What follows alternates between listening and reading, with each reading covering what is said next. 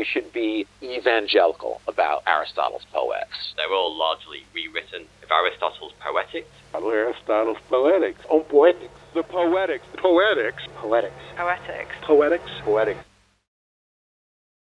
Why do so many screenwriters recommend this 2,500-year-old book written by a philosopher? And why have so few people actually read it? Why they recommend it is the fact that modern screenwriting books tend to bombard you with rules and exceptions. And God help you if you use voiceover in your work, my friends. God help you. It's flaccid, sloppy writing. As for Andy, he spent that break hunkered in the shade. While Aristotle's Essentials managed to create some sort of framework. And every feature film in the Letterboxd Top 500, even the modern weird ones like Mulholland Drive or 2001: A Space Odyssey, every single one follows these essentials. And once you start to look at the lower rated films, the lower the rating, the more requirements they actually break. Now, it's not magic, come on, it won't make your film a masterpiece. But what it does do is create this sort of basic foundation that makes it really hard to make an actual piece of shit. So you can then throw all of your creative genius on top. These rules, this foundation just can't be broken. I've left out all of the advice that is outdated or only works in specific genres, and decided to only focus on the advice he gives on plot, because he doesn't explain a lot about character. Aristotle first forms the definition for the thing he's going to give rules for. He calls it a poet, but it can take the form of any narrative, like a film or a book. It is an imitation of a certain kind of action. Or later, more precisely, what would happen if? The definition of narrative consists of plot, character and reasoning, giving the utmost importance and basically only talking about the plot. The reason he prioritizes plot even over character is that he argues that a narrative is an imitation of an action and not of a person.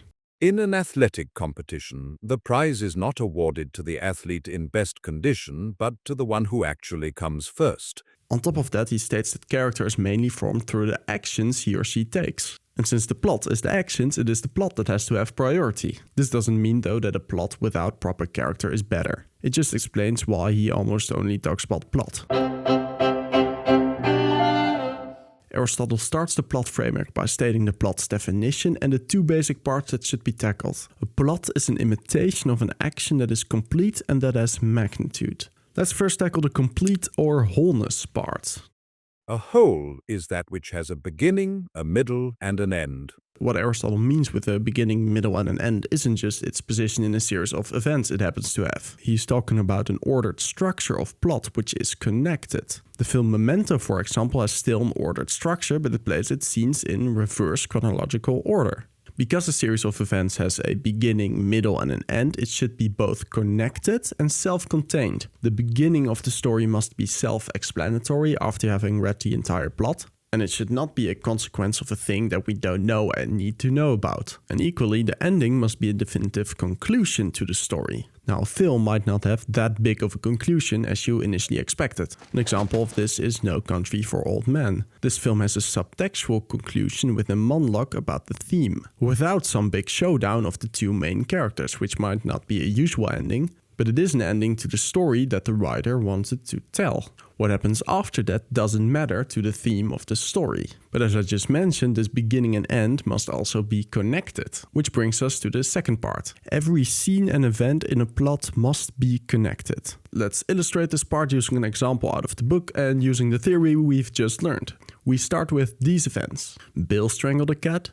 Ben strangled a cat. Now, according to Aristotle's rules, this is not a complete plot because the two events don't seem to have any connection. So let's try again. Bill strangled Ben's cat, so Ben strangled Bill's cat as revenge. Great story, right? No, it isn't. The events might be connected, but it's not a self-contained story with a beginning, middle, and an end. Why the hell did Bill strangle Ben's cat in the first place? Let's go again. Bill thought that his cat was going to lose to Ben's in a cat show, so he strangled Ben's cat. Ben took revenge and strangled Bill's cat. They never spoke again. Yes, finally a self-contained story according to a boy. It doesn't have a lot more than that, but it is a fine minimum condition now. Unfortunately, in terms of the connection between events, Aristotle ain't done yet. He really devotes a tremendous amount of space to how events should be connected. He explains its importance by stating that a good connection really increases the legitimacy of the story and makes it feel closer, like it's actually happening and not seem like some made-up people that don't matter if they live or die. Therefore, a good connection makes you invest in the story more and keeps you curious because it also increases the trust that later in the story we won't get cheated on again, with for example some sloppy connection and lucky coincidences. So it's no surprise why Aristotle thought this was so important and why he actually gives another requirement for this connection now. A series of events occurring sequentially in accordance with probability or necessity. With necessity, he means something that always happens, like the sun will rise tomorrow. With probable, he means something that in that world would probably happen, like that you will probably wake up tomorrow and not die of a heart attack while sleeping. That means that in a story it should make sense that events happen after each other, and that characters, if not set up so, don't all of a sudden act unpredictably. Let's grab an example of a film with a bad connection between certain events which fans got furious about. In the last episode of the Star Wars sequels, the protagonist happens to fall into a random hole in the desert after a chase. And this random hole happens to contain the ultimate clue they needed in order to find a map to the place the bad guys are hiding. All while they weren't even looking for that clue but instead being chased. Now in some films you might not see a connection at first hand, like in David Lynch's Mulholland Drive, but after watching the entire film all of the scenes part of the narrative are connected in a probable or necessary way. Sometimes, like in this example, the viewer just needs to work a little for that connection. Now, some scenes in that film don't belong to the plot and therefore not have a necessary or probable connection, but rather a symbolic or metaphoric connection. But at the end, the scenes of the plot still form a self-contained story, with a beginning, middle and an end. Here, Aristotle gives an example himself of a not instantly apparent connection. A man called Mites is murdered. Later, a statue of Mites topples and kills his murderer. There is in fact no causal connection here, but it looks like as if there was or ought to be such a connection. The two events seem to hang together, as if fate were bringing the murderer to justice or Mites' vengeance were reaching out beyond the grave. In fact, this illusion of connection, where there in fact isn't any, tends to evoke astonishment. Okay, we're almost done with this connection part. I need a little bit more of your willpower. Now, another small addition Aristotle makes to this whole connection thing is that the probability of an event differs from the world you've set up in your story. In Harry Potter, you can get away with someone using a magic stick and a spell in order to escape a certain situation. In a story set in the normal world, you can't. The audience would feel cheated. And for this, he created the following rule. One should prefer probable impossibilities to implausible possibilities. Now, because Aristotle also stated that the plot is an imitation of what would happen, we can assume that the what would happen if can be anything. And in order to set up that if, we can use coincidences or events that aren't necessary or probably connected, and afterwards see what would happen in that setup situation, which is the plot. An example is Die Hard. Is it really convenient that terrorists take over an office building after this police officer arrives to meet his wife? You bet it is, but the story is about what would happen if that happened. And what happens afterwards does follow the rules of probability or necessity. But next, Aristotle also states the following. Where the poem's emotional impact can be increased by a departure from necessity or probability, that departure is legitimate. Remember, this rule isn't here for any weird reason. It is here because it increases the emotional impact. So when a small departure from this rule can increase the emotional impact massively, you should consider including it and attempting to hide it by setting it up early in the story. An example of such a coincidence done right is John Wick. At the end of the story, John Wick happens to end up exactly next to an animal shelter, while earlier in the story his dog got killed. But because the main plot is already over and he already won, it won't have a big impact on the story. But it does really increase the emotional impact with a nice full circle moment. Therefore the writers chose to put it in there. The basic rules for including coincidences like this are the less impact on the overall plot the better, and the earlier in the plot the better. Okay, done with this connection part. If you still find it a bit confusing like me the first time I read it, or just want some tips on how to hide them the best, I recommend this video from a writer named Brandon McNulty. The link will be in the description. Now we have discussed how to theoretically create a story, but there are still stories that follow this current framework but are complete pieces of garbage. So from now on we will take this basis and turn it into a slightly upgraded framework that literally every great film that ever existed still uses. Or according to Aristotle, we'll begin considering what makes one story better than the other. Aristotle first argues that the quality of a plot or screenplay is based on the size of the intended emotional reaction it evokes in the audience throughout the film or at specific moments the writer intended. Now, the emotion evoking in the audience mainly depends on the genre. A horror story is considered better by Aristotle if it evokes more fear, and a comedy is better if it makes the audience laugh more. The requirements Aristotle is about to give are meant to increase this emotional reaction and make that emotion and therefore also the story stick longer in your head as an experience.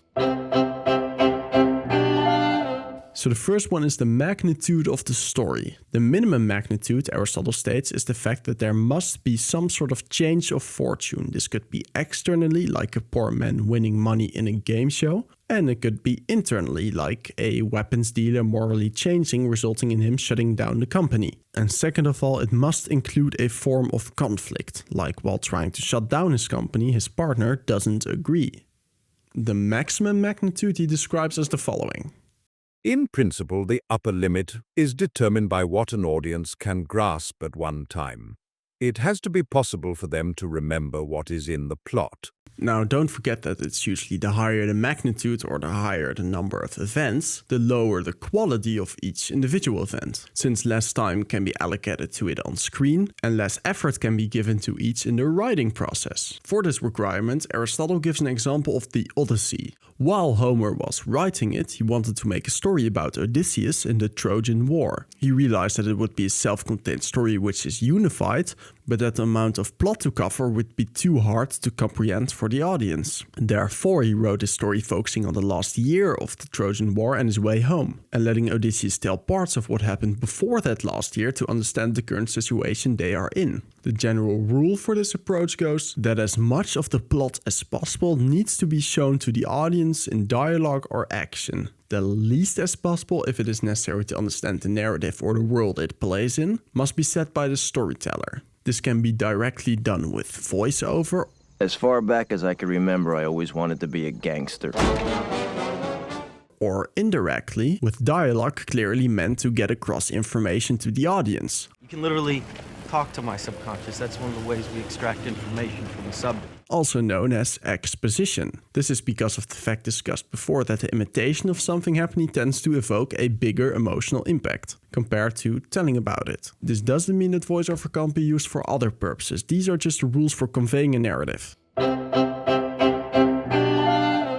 Next up, Aristotle defines the two types of plots. First, you have the simple plot with the requirements that it must be whole and connected by necessity and probability. It must contain an external change of fortune, like from bad to good, and there must be no reversal or recognition. What those are, I'll explain in the next type of plot, which is the complex plot. The complex plot is basically what all modern films use. I checked by asking AI, and every single one of the 500 top-rated films on Letterboxd used the complex plot. Aristotle also states that the complex plot is superior. So with this information, I'm going to make it simple and state that every feature-length narrative film must be a complex plot in order to be good.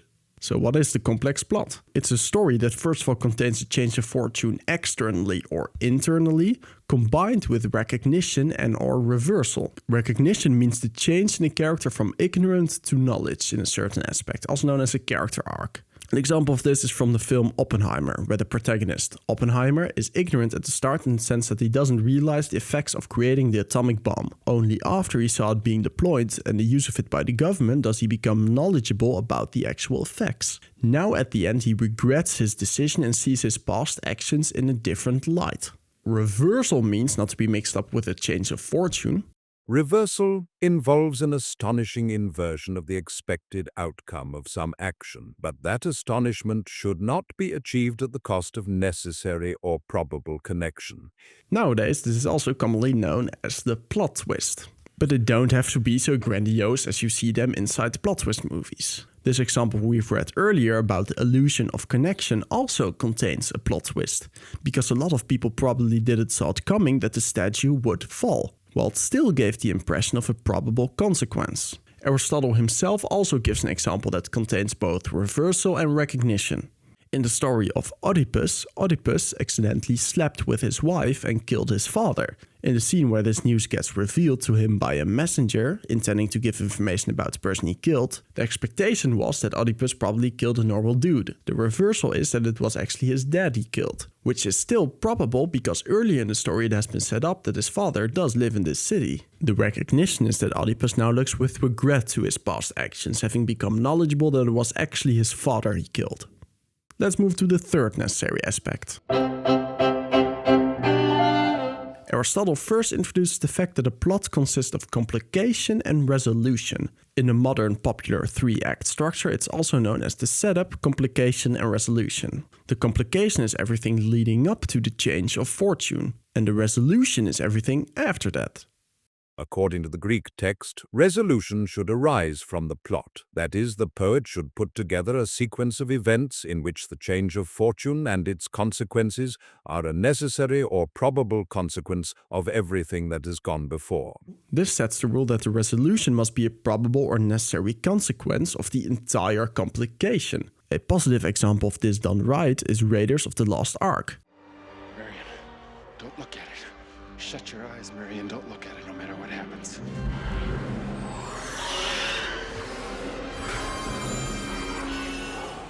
The complication throughout the film is Indiana going on the ark of first not believing in the ark containing divine power and later do believing in it. This internal complication is well set up because in the complication there are a lot of warnings for Indiana. It's now a probable consequence that he will learn this lesson in the resolution. But in the same film, the connection between the external complication and resolution is a negative example of what not to do. Throughout the film, they've been trying to obtain this special object, but not a single time is it actually set up that at the end of the film it's capable of killing the ones who attempt to open it. We didn't even know it could kill people. And even worse, Indiana somehow knows that he needs to shut his eyes to avoid the same thing happening to him. This plot resolution is not a probable or necessary consequence of the complication before it. Because of this, the audience felt cheated. So, these were the 3 rules that upgraded this framework, which all great films still follow. And almost all shit stories at least break one of these rules. But no, Aristotle isn't done yet. He also gives us the 3 aspects of a story that, if managed right, and he will show how can increase the pleasure of watching any story. Because even with the saddest of stories, where some people cry all the time, it's still fun to watch, otherwise we wouldn't watch them. So here are the 3 methods Aristotle found narratives used to achieve this. The main pleasure Aristotle notes that viewers experience while consuming narratives is the action of observing a scene and trying to make sense of what's going on. When we look at a picture of Socrates, we have to identify it as a picture of Socrates. This exercise of our capacity to learn and understand is pleasurable. From this we can conclude that if you repress this process for an audience, and instead explain things directly without them having to process it, less pleasure will be experienced while watching the film. And frustration can even arrive because we usually find annoying that a narrator is repeating information we already know. It makes us feel like we're treated as children. Combine this with the earlier note that directly telling an audience makes it feel less like real life and therefore decreases the emotional reaction we get. We now have multiple reasons to stay away from directly telling an audience what's going on through narration or obvious dialogue. Let's give a bad example. This clip will obviously contain dialogue that is directly telling an audience how the characters are feeling or what they are going to do, leaving no room for us to interpret it. I did not hit her. It's not true. It's bullshit. I did not hit her. I did not. And here's a good example of dialogue not directly telling us what they are going to do or how they are feeling, but instead lets the audience draw conclusions from it through the process of observing. I don't apologize, that's my life, but I thought that when it was your time that you would be the one to hold the strings. Senator Corleone, Governor Corleone, something. Depending on the audience, you should either make it more obvious what's going on, for example, if you write things intended for children, Or you should hide the actual meaning more in the subtext if your audience is filled with more intelligent people, like my audience for this video. The next pleasure we take from any narrative, Aristotle states as the following. Tragedy is composed in language made pleasurable, which is explained as speech with rhythm and in some part melody. This basically means the sound of dialogue that sounds nice to our ears. Aaron Sorkin is a writer who took this to the extreme and made it its main focus, resulting in a style that won him an Oscar. How do you distinguish yourself in a population of people who all got 1600 on their SATs? I didn't know they take SATs in China. They don't. I wasn't talking about China anymore. I was talking about me. Now, unfortunately, writing satisfying dialogue like that, similar to the art of music, is almost unteachable. But what you actually can do is saying the written dialogue out loud to see if it's easy or satisfying to say. If you keep stuttering or stumbling over your words, the actor will probably too, and it won't sound great, which will have a negative impact on the watching experience, so really stay away from that. Something surprising about dialogue is how little importance Aristotle actually gives to it. He even notes that the main purpose of screenwriting is creating a detailed structure of the plot. Dialogue in fact comes secondary to make the plot comprehensible and improve the experience of watching it. Now, Aristotle's third and probably least talked about concept to make any story pleasurable is the concept of catharsis. Catharsis is the relief you feel once the story is finally over, which comes from the resolve of the tension built throughout the entire film. Now, our philosopher states that catharsis shouldn't get rid of all of the excess emotions you felt while watching the story, but rather resolve the right amount of a certain emotion at the end of a film. Okay, let's just give an example. In Schindler's List, you have a rich German Nazi supporter who goes on the arc of redemption through seeing the horrors of the Holocaust. At the end of this film, once he in fact saved 1,200 Jewish people, the resolution is the following. I didn't do enough. You did so much.